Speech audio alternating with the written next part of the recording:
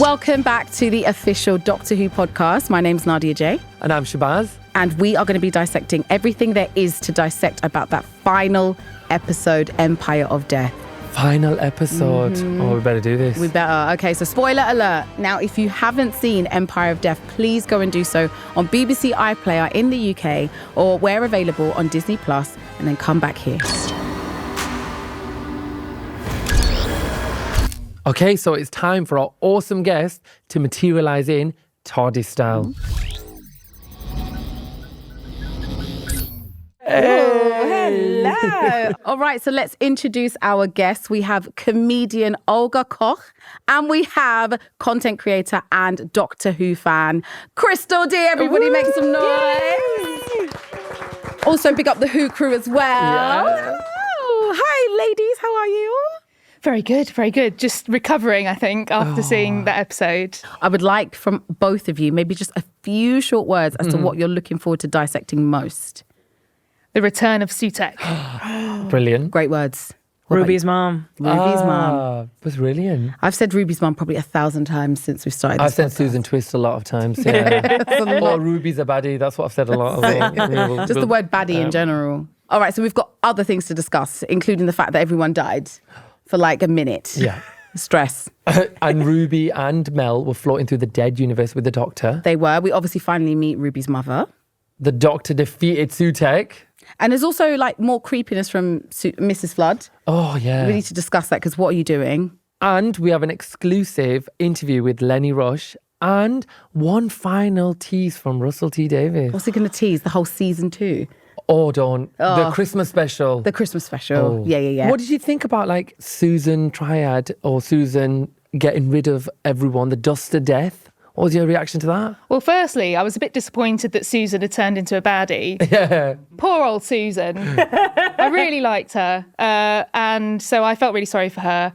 At the same time, yeah, the dust was pretty horrific. Obviously, everyone dissolving. Because it's a pretty big deal to wipe out the entire Earth and the whole universe. I think you would cancel Doctor Who at that point. Yeah, There'd I be actually thought- no more universes to explore. So you've got to undo it somehow. I did think so. I was at one point watching it going, I hope he sorts this out because I hope this isn't like, No more bye-bye, episodes. that's it. And series 2 is literally just the Doctor in the wasteland, meeting people and borrowing spoons. I think there's an interesting thing about like Sutekh destroying all of the Doctor's sort of like places he'd visited, but there's still, the universe is so vast. So we could have had that. We could have had like, listen, we've destroyed all the places. Because the Doctor's gone through this journey throughout Doctor Who, like especially the reboot era of finding out about Gallifrey, you know, being destroyed, the Time War, and then it coming back, and then it being destroyed. So to know that he would next meet the next set of people and go, oh, by the way, a couple of weeks ago, I kind of destroyed everything else as well, like all the other universes. You're one of the only ones left. You're the ones left. That's why we're here. And I brought a new companion to come and see the ones I didn't destroy. I think we should remind ourselves of what that moment looked like with Kate, where we saw that dust of death, you know, attacking someone that we love so much on the show. Doctor, are you there? This is me, signing off. With thanks and love. And please send this monster back into hell. No! Because I have to hope. Birds will sing again. There will be birds.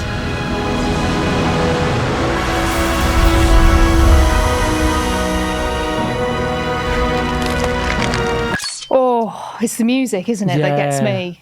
The build-up, the score in that moment, and her final line, it was just, what was it? She just like takes it on the chin, just bravely. So then I must believe there must be birds again. There must be There birds must be singing. birds I must hear again. birds singing again. Yeah. It was so beautiful. That's why I thought this could be it. But it would be such a waste. So what about the fact that Sutekh has been clinging to the TARDIS for like 16,000 years?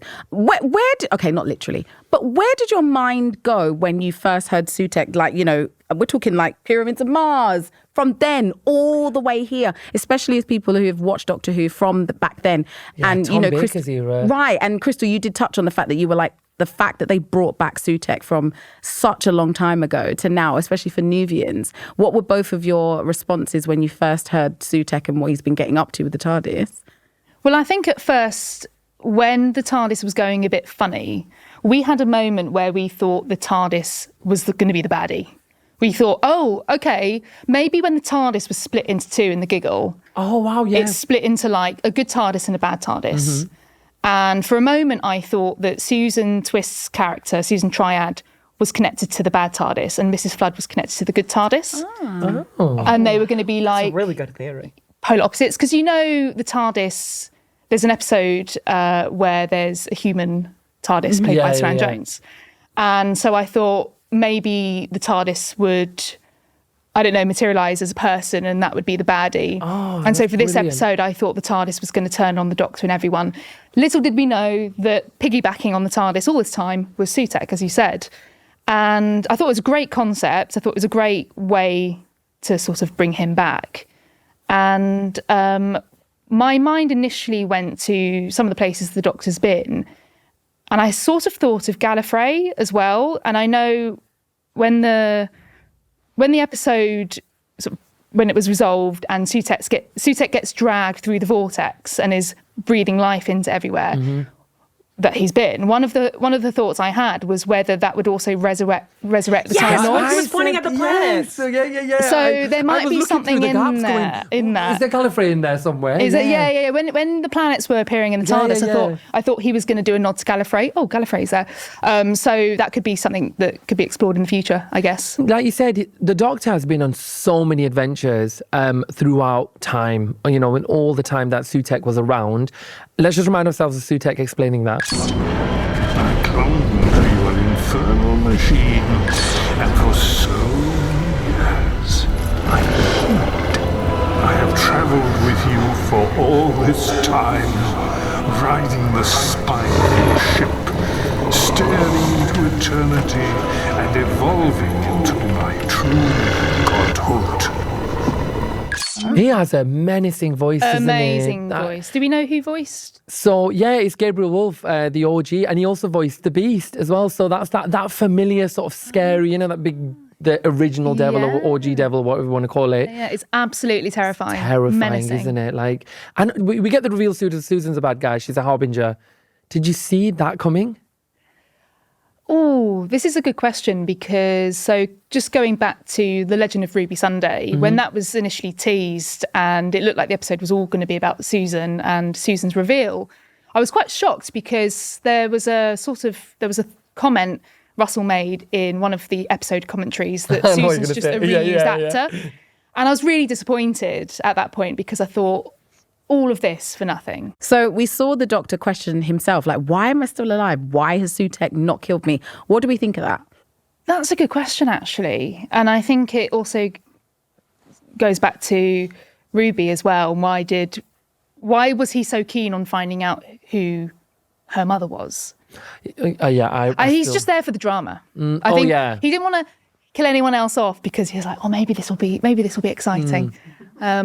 So basically, he's one of us. Sutekh ended up being a watcher of Doctor Who and was like, actually, who is Ruby's mum? Let's get into that. He's invested because he's been there for so long. He's been there for so long, and he's like, mate, we've been complaining about it for 8 episodes. He's been there for years, going like, Ruby's mum. When she turned around and pointed, he was like, lift the hood up. Me? Lift the hood up. So I think you're right. Maybe the destruction of the planet or destruction of the universe was like, because he needs to know who Ruby's mum is.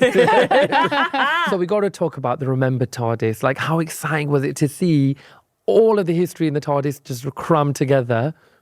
Well, it was really exciting to see that memory TARDIS used in the main show. Yeah. Because that TARDIS also features in Tales of the TARDIS. Yeah, absolutely. And where we see past Doctors and Companions, past characters in the show, kind of like reminiscing and having a little chat. The memory TARDIS is full of lots of past props and memories. But what was so cool about this episode is that set is used fully, like it's in action. It's actually flying the thing.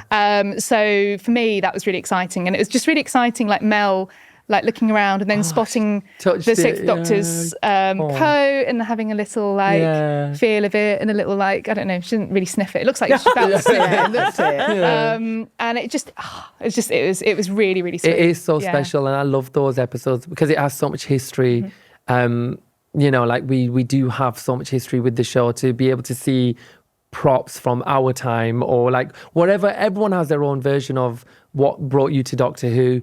And Olga, you have a really interesting story, don't you, about Well, this? the very first time I learned about Doctor Who, my friend's cousin had a Doctor Who themed bat mitzvah, and she entered her own birthday party via TARDIS. That is brilliant. It was incredible. That I was is- like, I need to know everything. That is They had brilliant. TARDIS cookies. Every table was a different Doctor. It was amazing. That is amazing. I Fantastic. mean, I would have that birthday party now.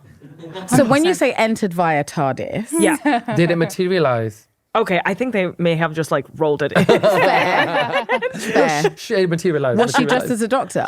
No, she was just like she was in like a bridal white dress. As It you made should sense be. in the moment. No, that's brilliant. Yeah. Do you have a Yeah. favourite doctor? Like, David Tennant. yeah, David Both Tennant. incarnations. Yeah, yeah, 10th and 14th. what No, about he is you, Olga? brilliant. Do you have a favourite doctor? Shooty. Hey. Thank you. Yes. Do you know what? Nicely leads me on to my next point, actually, because He's so Shooty, well dressed in every single he's just episode. well everything, well oiled, well dressed, well looking. Like he's just well. Even when he's crying, he's a beautiful Yeah, crying. because Tears. that was a moment. I mean, we have seen a lot of emotion from Shooty, which has been incredible getting to know this doctor and how he responds. But he had like an actual breakdown, Wow. which was, I was like, are we still acting? Or like, it was such a moment, you know, inadvertently he'd taken Susan Triad everywhere, obviously felt super guilty. Do you guys understand how he felt in that moment? With all the planets you've destroyed in the past and, and all the futures you wiped out. You've ruined everyone's lives. Ruined Doctor Who. Yeah, I think it's interesting to see how this Doctor's evolved, because when Shooty's Doctor first appeared, there's that conversation between 15 and 14 about doing work.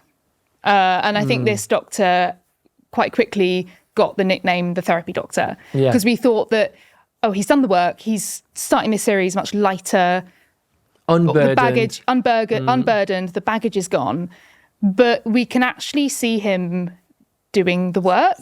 Yeah. Still carrying And I a didn't lot of it. expect that. And it's been actually really nice to see this Doctor so emotional. Ruby's really helped him. Yeah.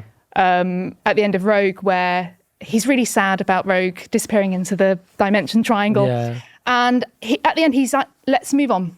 Let's bottle it all up and let's move on. And that's just him going back into old habits. Yeah. And Ruby's there like, No. you need a hug. Yeah. And so it's really nice seeing that relationship, and, you know, he is sort of doing the work. So I think it's lovely. What I will say, as you've mentioned just now, like especially in the beginning of the season, he was all about like showing Ruby how fun it is to travel. So he's like, we can go wherever you want. And so imagine thinking of these things as like frivolous, almost flippant, like whims and flights of fancy, and then finding out that every time he decided to do something fun, he was destroying the universe further and further. So almost like rewriting your own history and thinking, well, everything I thought was fun actually wasn't, and everything I thought was good or happy wasn't. It's also quite what's- worrying as well, because you don't trust yourself then, do you? Yeah. You just think to yourself, he's not human, but I would feel bad, you know, like if I'd gone somewhere and changed something. Like Tenerife, and then Tenerife disappeared all of a sudden. You know what I mean? You'd be fuming, wouldn't you? You'd be like, I "Oh, had you went one to-" drink. You know what I mean? I went to Maldives, only did a Flooded the whole layover. Yeah, I did a layover in Dubai, and all of a sudden it's just gone. So a little bit lighter in all of this trauma and drama. We got to see the Doctor go to the planet Agua Santina and see the very kind woman, as Russell referred to her. Let's just remind ourselves of that. What is this place called? Hard to remember. They say memory is dying. There was a man that said that actual facts were dying in the death wave. But I think this was the city of... It began with a B. Oh, you said something lighter. Oh, no, sorry, I forgot. I thought it was like... Oh. What do we make of this scene? I think it says a lot about, even at the farthest reaches of the universe where, you know, so much bad has happened, there's still kindness. And I was going to say humanity. She's human presenting. You I'm can going to use say that word, she's, as in like what we humanity don't know if means. she's an alien or anything like that, because obviously it's a different planet. But there's kindness and humanity which shows up in the farthest reaches of, you know, the universe and in the darkness. And I think that's something that Doctor Who does quite a lot. There's always Yes. hope, and there's always that glimmer, that sort of like, that sort of sense of hope. And I really like that. And you know, it's very heartwarming. it's sweet and it's heartwarming, but what does it mean? Why is she the only one around? Who is she? Were you doing that as well? Because I was watching it, I'm like that. I was watching it, I was going, what's she saying? She said, there used to be called a planet with B, and I was breaking down every syllable of her sentence. I was like, just enjoy the moment that there's somebody alive. Like, Shabaz, just take it down a notch and just enjoy that there's somebody alive. But this is Doctor Who. It can't just be a lady. Absolutely. It's not just some kind lady. Woman, Russell. Come on. Russell gave you kind woman. Sorry, Russell. Kind woman does not cut it for me. I need to know why she's kind. I mean, literally everything is dead but her. Yeah. What can you make out of kind woman as an anagram? Oh, that is brilliant. Yes. I found that scene quite harrowing. I think that the seeing the child and also for me, memories are so important to me. I think I really hold on to the past and the memories and what things mean to me. So to hear her say that memories are disappearing, because throughout everything you lose something but you will always have your memories, and I think that's why that scene is so powerful, because throughout anything you may lose people, you may lose whatever, you may lose everything, but you'll always have your memories. To say that even my memories are disappearing was such whoa, that was a scene where I was like, oh, this is deep. But this is a wild theory, and I might be off because I've been off about everything, right? Do you think that she might be the Doctor's mum? And is he the baby? Yes, because remember, he can regenerate. Now we know with the Timeless Child, the Doctor gets left and then Tectoon takes him away. We don't know if the Doctor is waiting. Maybe she just nipped to the shop and she went, wait here while I go nip in there at Asda's. So the Doctor does save the day. What did we think about Ruby doing that big fake out? She obviously fooled Sutekh. Let's remind ourselves of what that looked like. It's the only thing I've ever wanted for all these years. But now I've found it. And I don't understand. But maybe you can. Maybe this is for you. Waiting for so long. You great big god of nothing. I thought you were going to say, you great big dog. You great big greedy dog. So there was a moment there where Sutekh goes, I've been waiting for so long. And I'm like, really? Like, to find out Ruby's mum is. Yeah. Do you know her mum is? I just felt that I wasn't sure why he was holding out. Yeah, maybe it's just, he's just there for the drama. I guess there has been quite a lot of build up around who Ruby's mother is, and why, maybe Christel, maybe why? I don't know. Maybe Sutekh thought that she had powers or was like the Doctor or was important in some way. I mean, I maintain that I think this might be the most relatable strand of Doctor Who narratives, because curiosity for gossip, I can relate. That's what it is. I don't want to, I can't really empathize or relate to wanting to destroy the world. I can relate to needing to know the tea. Yeah, because he was on the TARDIS. So as he was watching, he was like, oh, lift the hood up. And then when she did, and he was like, right, I'm going to destroy the world now because I need to know who Ruby's mum is. All right, so the finale, Sutekh being dragged, literally, for filth, through time and space, and the death. I mean, something that the Doctor doesn't usually do as well, actually. That was a moment that was touched on. What were your thoughts about Sutekh's timely ending? I thought it was clever. Death to death means life. The double negative. Yeah. Beating him at his own game. Using his own tools to destroy him. That's so clever. I always love that. I think it's also a little bit symbolic as well, because, I mean, I've seen some theories as well about whether the Doctor is like the god of life because the Doctor regenerates. Yes, yeah. So wherever the Doctor came from, he's got this ability to regenerate. Yeah. So it's sort of symbolic in a way, because in doing that, he's giving life. Yes. In a way. My only question with all of that was whether they would have covered everything.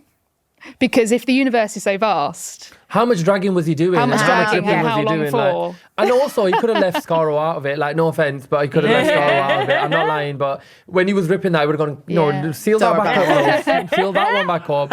Anywhere there's a baddie, just seal him back Just seal up. it back Food sphere, fair enough. Let's open it up and give life. But How many times have we destroyed Skaro now? And how many times have we, you know what I mean? Yeah. Let it go. I love chaos. So I think for me, the idea that some of the stuff he's done in the past, some of them are coming back because we don't really know. The time vortex is so complex. We don't really know what's happened from that and what rips and what changes have really been made or undone. Well, you're talking about kind of, the fact that people can come back and second chances, etc. But Susan Triad, bless her heart, she's been saved. She might even be working with UNIT. Oh, she's normal. She's normal again, Yeah. or is she? Or is she? Is she? Yeah, I think it's nice that the potential is there for things to come back now. And then with Susan, firstly, I think it's really nice that she survived because I really like Susan. Yeah, she was a lovely Really woman, like wasn't Susan, she? yeah. The thing Harbinger actually, aside, she was Harbinger aside, she's actually really nice. The thing that I didn't fully understand is what actually is S-Triad technology. Absolutely. It's never explained. I think with Susan, they kind of really alluded to the fact that she's actually really lovely.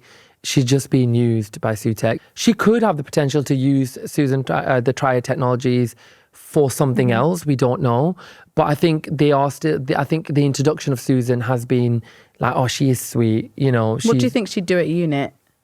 Oh, yeah, because she got offered a job. Yeah, she did. What would she be good at? She'd probably be like head of business development or something. She's Technology probably development? She's going to be going out and doing the meetings and the schmoozing. Yeah. And getting more investments. Drinking all the cups From of the tea. United Funding rounds. Nations or whoever. Getting all the cups of tea. Funding rounds, yeah. She's got good small talk. She could be like, let me tell you about this one time a demon inhabited me.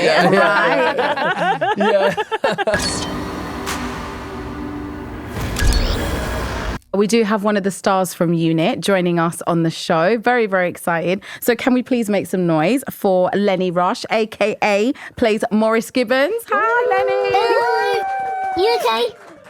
Yeah, how are you? I'm good, thank you. I'm good. Amazing. All right, so tell us how your role and playing Morris came about. Well, I was officially playing a different role. I was playing a space baby, Eric. Stop it. Yeah, I was Eric.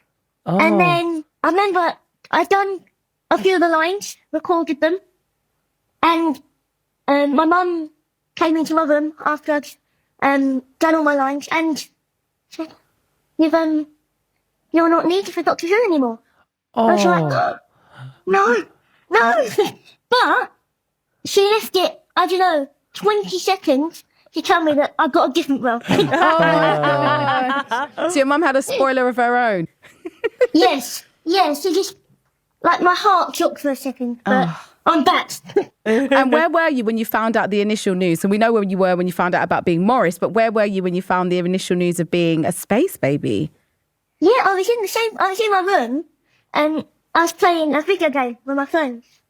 My mum came in and just sort of done that to us, just to flick the mic up. can't say anything. And one of my friends is a very big Doctor Who fan. And he was playing the video game with me. I remember Mum telling me, and then just going back on, like nothing happened. Oh. You know? But, it's so hard not to say anything. And you've done so much. You're such an accomplished actor at the age of 15. Thank you. When you were joining such an established show, because Doctor Who has such a history, has it changed? Did it change your approach? Yeah, I mean, it is. It can be daunting because it is, like I said, it's Doctor Who. But I think once you get on set, everyone is so lovely. And it just feels like every other job. But there's just something so magical about it. It's amazing, like all the set, and just the people. Yeah, it was amazing. How similar is Morris, the character, to yourself in real life? Well, he's a total genius. They're the complete opposite from me. He is quite cheeky. Yeah. And I'm happy that Russell wrote that in, like you said, to a serious show. Are you also happy that you weren't Eric? You know what? As horrible as it sounds, I would have been anything to Doctor Who. Yeah. But I was happy I got to do more. And I wouldn't have met Suki and Millie and anyone really, because I would have been just doing the voice. And I think we were going to do I don't know what it's like the CGI with a few dots. To do like facial tracking, I think it is. So I'm happy I got a live action role. Yeah. It's what you deserve. Yeah. Love that. Thanks Thank for you. honestly, thanks for bringing Morris to life. Well, I'm just going to say, so I've been advocating for a unit spin-off. I would absolutely love to see you in it. If that ever happened, would you say yes? Oh, yes. I think a Excellent. unit spin-off would be incredible. Excellent. I'd love that. Cool. Lenny, thank you so much for joining us. No, thank you Take for having care. me. We'll see you in the Thank spin-off. All right? Yes. Yeah. Wasn't Lenny lovely? So lovely. He's just so well spoken and And like, so gracious. yeah, so well man. And he clearly loves the show and loves being on it. I mean, anyone would, wouldn't you? Exactly. I mean, I'd be a tree in the if I could be. I would be. I'd be Susan Twist with no lines. You know what I mean? But anyway, listen, we've got to talk about Ruby's mom. Right? Because that's what it's all been about. Who's Ruby's mom? So the fact is that she was important because she was just ordinary. Thoughts? Yeah, I initially thought she'd be a important character, as in, like, I don't know, a Whoniverse alien or important, something. Obviously, it was like she was like a ordinary person, as you say. But there's something rather lovely in that, I think. And it is actually something Russell has sort of done before with Donna. Yeah. Donna was an ordinary person who ended up being really important. And I think the message of the episode really was it's sort of like everyone's important. It's the meaning you give to something that's important. I love that. That's So brilliant. the meaning, Ruby, finding out who her birth mother is really important to Ruby. And in turn, that's the thing that, kind of saves the day in a sort of roundabout way. That's so beautiful. Well, in a series where everyone is so extraordinary, right? And everyone is supernatural, that the most provocative and crazy thing you could be is just completely plain. Like just a nurse, like just be, and that is a superpower in itself. Like she just is just a regular person. Like you don't have to have Ruby, this whole build up of this, who's Ruby's mom, the storyline, the backstory, trying to find her. In the end, she was just a 15-year-old that had to give up her kid. So I think there's something nice about that. But the Doctor and Ruby do part ways. Let's just remind ourselves of that bit. I've shown you monsters and planets, legends. But this, honey, your adventures just beginning. You could call. I see. My dad.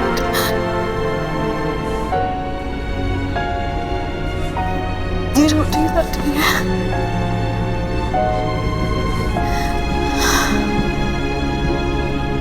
Will I ever see you again? Of course you will. Of course you will.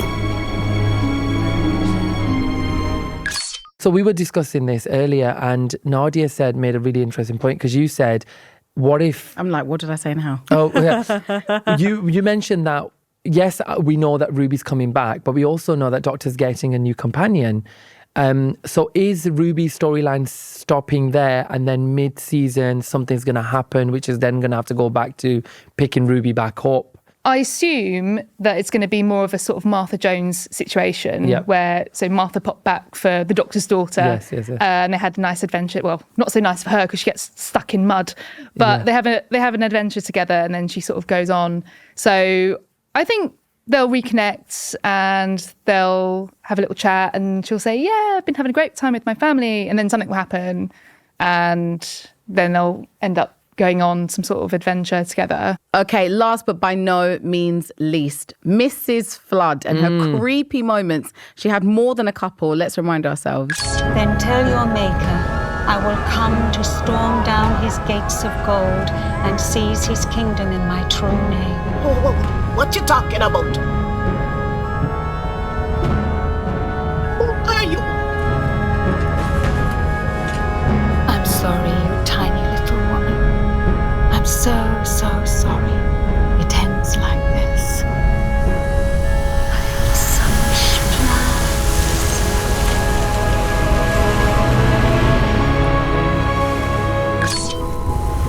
But life goes on, doesn't it? Ruthlessly.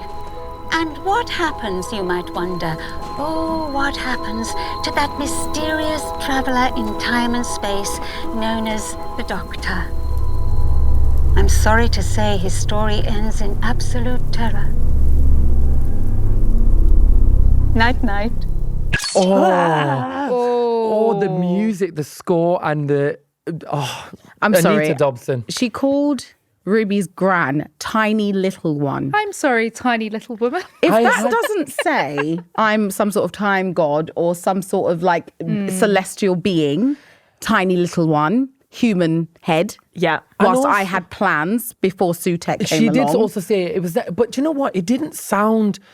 It's that the plans thing. Do you know her saying, "I had such plans"? Was that like a? I had such plans to do so much good. Like I would say, said in a sinister way. Agreed. Do you think? Yeah, because at the end she's but she like, was hugging her. She was hugging them. I think. So? And we've had this theme running throughout of this idea that only certain people break the fourth wall. Gods break the fourth wall. And we've had, if you think about it, you know how we've talked about this idea that the Doctor could be, you know, a god of life. Mm-hmm.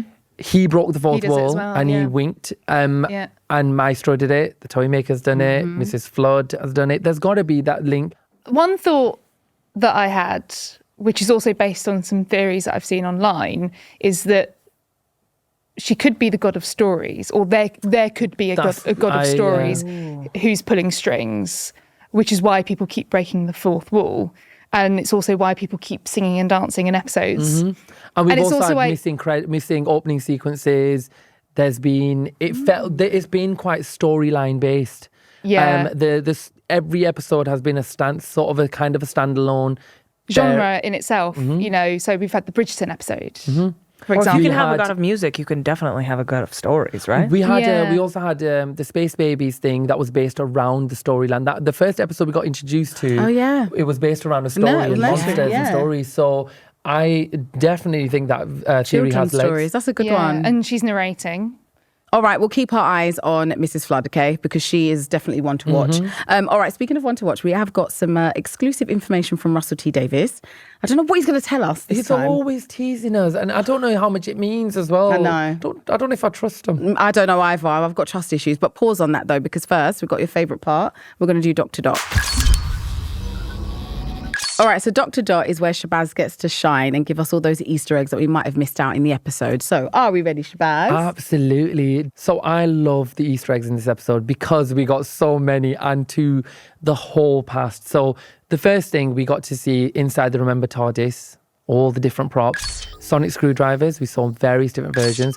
On set, we've also got our doctors, current doctors and shooties, various different sonic screwdrivers. I love the pink one. I think that's a bit of me. I like the yellow. Matches my outfit. Christel, you can say I like the blue. Are we going to fight I'm going to over have the to blue? say blue. I'm dressed in blue. So, yeah, brilliant. We also got to see the 13th Doctor's TARDIS console as like a fire in the middle of the room. This one really got me. Mel got to touch the Doctor's coat, the 6th Doctor's coat, who she travelled with, and the question mark vest from the 7th Doctor, who she also got to travel with. I love that moment. What did we make of it? What did you think? Just it gets you, doesn't it? It gets does. you in the feels, you know, and it's just a lovely little nod to those doctors that she travelled with. Yeah. That TARDIS is just full of goodies. It just had, I was literally sat there like, I couldn't pinpoint. I was like, my eyes were dotting everywhere. So I was like, can someone just go and go around to all of them? Or like Ruby go around to everyone and go, what's this from? I don't think we had enough time though. She'd picked up, what's this from? And I would have gone, I know that one.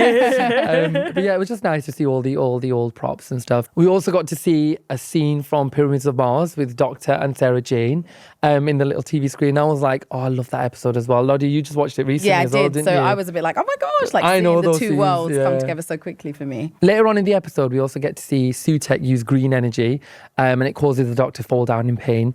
We also saw him use that on the 4th Doctor in the Pyramids of Mars. Yeah. And green energy is like, you know, Sutekh's power. Crazy stuff. It hurt the Doctor. He was in pain. He was on the floor. But it sounds so healthy, doesn't it? Sounds very environmentally friendly. Yeah, green energy, absolutely. And lastly, we got to see so many planets. Venus, Telos, Karn, the Ood Sphere, Skaro. Telos is the Cyberman's adopted home. We've also got the Ood. I love the Ood. They're one of my favourite Doctor Who baddies. No, They're sort of sometimes bad. yeah. But I think overall they're good, aren't they? Yeah, good. And he really, I love the Ood. I love him as well. He really felt so sad about that as well, because the one thing he just said was, "Oh, that's the Skaro. Bye." The Ood. That's like, was really like, oh, the Ood Memory sphere. lane, Yeah, like yeah. he said, the Ood sphere's gone. And so, yeah, that was all the Easter eggs. There were so many, but that's all the ones I saw. If there's any more, I'm sure people will let us know in the comments. Well done, Shabaz. But I think you're all Easter egged out now, aren't you? And that's the last one of the season. I know. I'm just going to be sat at home making notes on the wall. Reading them to my mum. Be like, "Mum, I've got Easter eggs for you." And she's like, "I don't care." Oh my gosh. Well, actually, that's the end of Nshuti's first ever series as the Doctor. I think we should just go straight in with some questions, like final reflections, final favourite bits for you guys. What did you enjoy the most of the season? It's pretty difficult to pick. What a season. We've been pretty much everywhere. For me personally, it's a toss-up between The Devil's Cord and 73 Yards. The Devil's Cord for the musical numbers and Jinx Monsoon, and 73 Yards for just how weird it was and how different it was. What about yourself? I agree in regards to singing and dancing. I just think it would just like went full out. It really embraced itself. It was really, really fun. All the outfits, all the singing, all the dancing. What about you, Nadia? I really enjoyed being a little bit scared of Jinx Monsoon, so really similar to your favourite moments. 73 Yards is like one of my most favourite things I've ever watched, like this year. Like that gripped me. I had theories coming out of my weave. Like I was like, and I loved it. I thought it was brilliant writing, and I love when timelines kind of catch themselves. That thing. Yeah. That is my favourite thing. I love connecting in it. Exactly. But I think comedic moment, I really enjoyed when Rogue and Doctor were both going back and forth like, well, who's the real man here? Like, well, look at my TARDIS, well, look at my ship. And I enjoyed the kind of ego battle there as well. What about you, Shabaz? I think for me, it's got to be Dot and Bubble. Oh, yeah. I think Dot and Bubble, what it touched on, especially because I live and breathe social media, that world and where it could take us, but also the race side of it. I loved that. I loved Dot and Bubble. That's my favourite. All right, so Shabaz. Yeah. I've got a little Dr. Dot for you, actually. Okay. A little something that you said in a previous episode, and I'm just going to remind everyone of what that was. When we get to that last season finale, if Ruby is not a bad guy, you got to eat something. I don't like a hot chili. Is there anything else you want him to do for you? And I'll publicly tweet, I am wrong, and trust me, I do not say that. Yeah, I don't. Right. I'm gonna hold you to that. And one thing about me is I'm a woman of my word. Excellent. Technically, can I just say something? Technically, I said that Ruby was going to be a baddie, right? That hasn't been resolved. She's not a baddie. No, she is. I'm still saying she's a baddie. She's not. We've got to the end of the season. We don't know who her dad is. But she is not a baddie. I never said that. You said she was a baddie. I said her mum was. She is a baddie. No. I think it's all fake. All that crying nonsense was fake. I'm telling you. Take a chili, my dear. All right, go on. Do it. Looks too Do I eat the whole thing? Oh. Not a kick. I hope you're not allowed to spit it out. Millie, I hope you're watching this.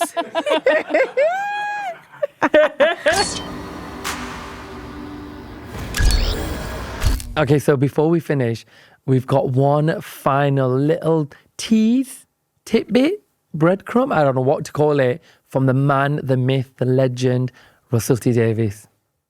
So that's the end of the series. Nadia, Shabaz, thank you for sticking with it, but it doesn't stop there. It goes on. We have a Christmas special coming, and I absolutely can tell you that Ruby Sunday has not finished her story. Millie Gibson's coming back. That's not a spoiler. That's an absolute fact. We're very excited.